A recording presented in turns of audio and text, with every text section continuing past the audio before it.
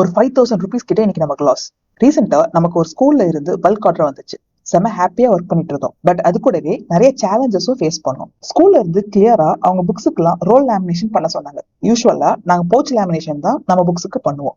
அதுலதான் நாங்க பெஸ்ட், எங்க கம்ஃபர்ட் ஜோனும் கூட. ஸ்கூல்ல என்னென்னமோ சொல்லி கன்வின்ஸ் பண்ணி பார்த்தேன். அவங்க ஸ்ட்ராங்கா இதுதான் வேணும்னு சொல்லிட்டாங்க. Then we decided to try for the first time. Production start பண்ணிட்டோம்.